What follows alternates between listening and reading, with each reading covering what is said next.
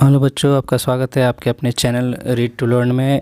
मैं कृष्णा सर। आज हम लोग पढ़ेंगे फादर्स हेल्प, जो हमारा है क्लास 10 इंग्लिश का, वेस्ट बंगाल बोर्ड का। उसके यूनिट 1 को हम लोग पढ़ चुके हैं। प्लेलिस्ट में जाकर आप चेक कर सकते हैं। यूनिट 2 के पहले कुछ भागों को हम लोगों ने पिछले क्लास में ही देखा था, वो भी प्लेलिस्ट में ही है। क्लास 10 के प्लेलिस्ट मैंने बनाया है।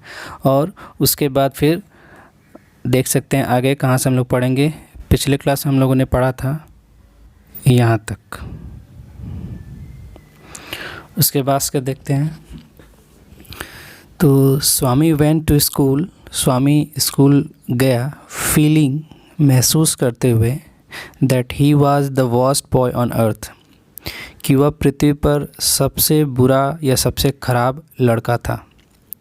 स्वामी जब स्कूल जा रहा था तो उस समय जाते जाते रास्ते में उसने अपने आप को एक तरीके से सोचा। उसके मन में ये फीलिंग आई कि वो दुनिया का सबसे बुरा लड़का था। His conscience bothered him. Conscience का मतलब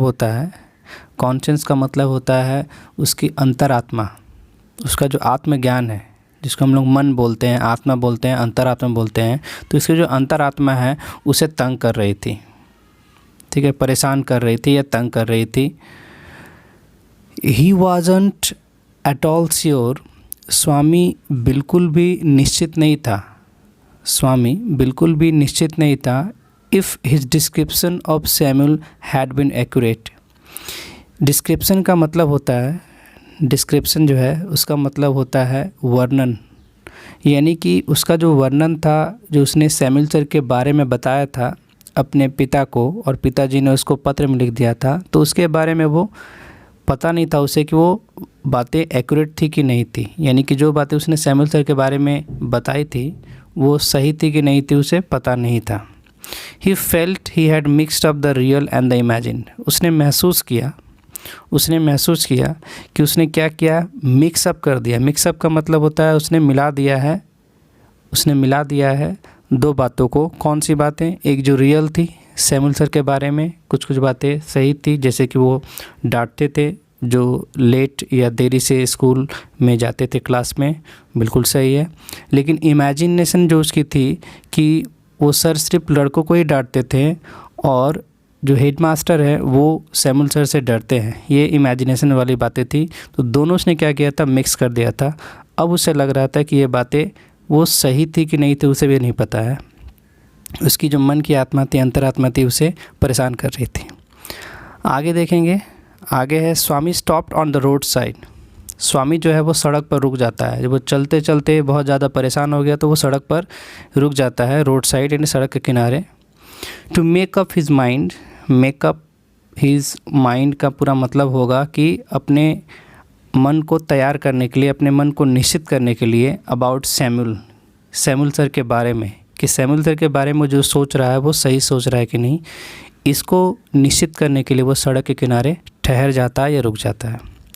Samuel was not such a bad man after all. जो सैमुअल सर थे वह इतने भी बुरे नहीं थे जो कि उसने बता दिया था अपने पिताजी से, और पिताजी ने हो सकता है कि पत्र में लिख दिया हो। पर्सनली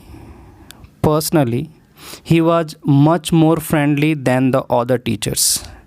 पर्सनली का मतलब होता है व्यक्तिगत तौर पे जो सैमुअल सर थे वो बहुत ही ज़्यादा फ्रेंडली थे। फ्रेंडली का मतलब होता है दोस्तों की तरह बात करना, व्यवहार करना, बाकी टीचर्स के तुलना में, यानी कि बाकी टीचर्स की तुलना में बहुत ही ज़्यादा अच्छे थे, फ्रेंडली थे, बच्चों से अच्छे से बात करते थे पढ़ाते समय।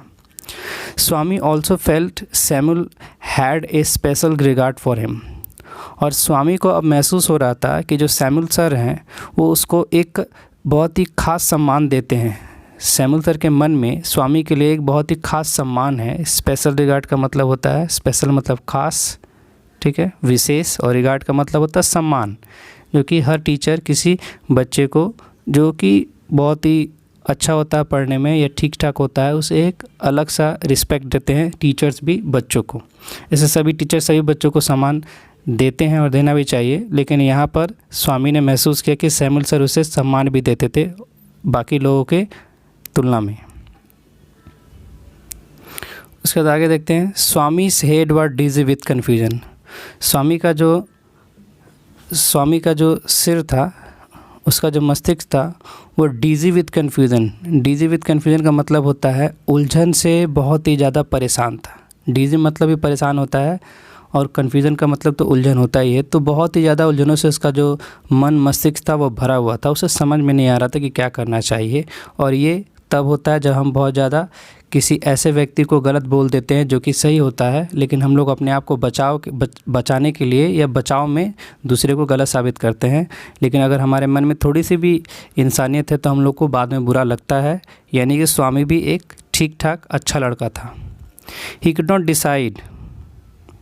not decide if Samuel really deserved the allegation made against him in the letter.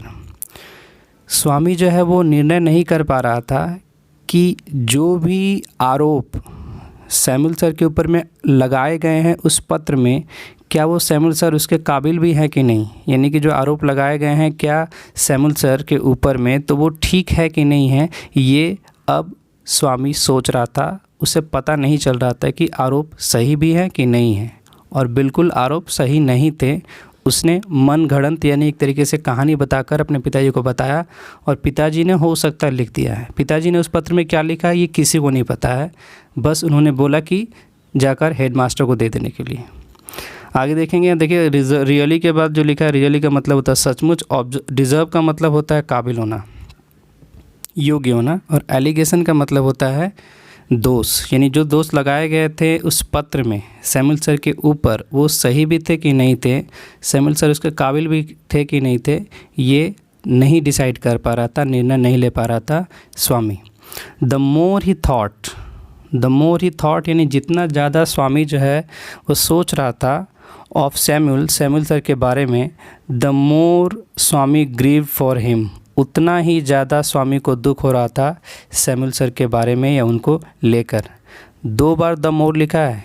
पहला जो द मोर है उसका मतलब होगा जितना, और दूसरा जो मोर है उसका मतलब हो जाएगा उतना। यानी जितना ज़्यादा सैमुअल सर के बारे में स्वामी सोच रहा था उतना ज़्यादा उसे दुख हो रहा था सैमुअल सर के बातों को सुनकर जो पहले वो उनको बोलते थे। To recall Samuel's dark face, अब वो क्या करता है, रिकॉल मतलब याद करना, याद करता है सैमुअल सर के डार्क फेस को। डार्क का मतलब होता है नॉर्मली काला, काले चेहरे को याद कर रहा था क्योंकि उनका चेहरा बहुत ही ज़्यादा सांवला, बहुत ज़्यादा मिट्टी कलर बोल सकते हैं। डार्क मतलब नॉर्मली काला होता है। ही थिन माउस्टेच, उनके पतले मूंछ को याद कर रहा था। यानी कि सैमुअल सर दिखने में डार्क थे, ब्लैक थे, काले थे। उनके थिन माउस्टेज यानी उनके पतले मूँछों को याद कर रहा था स्वामी। अनसेवन चिक का मतलब होता है ऐसे गाल जिस पे बहुत सारे दाढ़ी भरे हों। 7 मतलब होता है दाढ़ी बनाया हुआ, अनसेवन का मतलब दाढ़ी नहीं बनाया हुआ, यानी कि दाढ़ी वाले गालों को याद कर रहा था। यानी कि सैमुअल सर के दाढ़ियाँ थीं। एंड येलो कोट, और येलो कोट को भी याद कर रहा था स्वामी। फील स्वामीनाथन विद सॉरो, और याद करते करते स्वामीनाथन जो है ना वो दुख से भर जाता है। बहुत ज़्यादा उसे तकलीफ़ होती है कि उसने एक अच्छे व्यक्ति के लिए बहुत ही गलत शब्दों का प्रयोग किया और उसे एक तरीके से बदनाम करने की कोशिश की। तो अब स्वामी के मन में दुख हो रहा था सैमुअल सर के बारे में सोचकर। तो आज हमारा ये यूनिट 2 भी ख़त्म हो गया। अगले क्लास में हम लोग देखेंगे यूनिट 3 के बारे में। उससे भी हम लोग 2 पार्ट में डिवाइड करके क्लासेस करेंगे। तो वीडियो अच्छी लगती है तो लाइक कीजिए, पहली बार आए हैं तो सब्सक्राइब कीजिए, दोस्तों में शेयर कीजिए जो भी क्लास में 10 क्लास में पढ़ते हैं। धन्यवाद, जय हिंद। दोस्तों वीडियो देखने के लिए बहुत बहुत धन्यवाद। अगर आपको ये वीडियो पसंद आती है तो लाइक करें। अगर अभी तक आप लोगों ने इस चैनल को सब्सक्राइब नहीं किया है तो सब्सक्राइब करें, अपने दोस्तों में शेयर करें और बेल आइकन को दबाना ना भूलें। धन्यवाद, जय हिंद।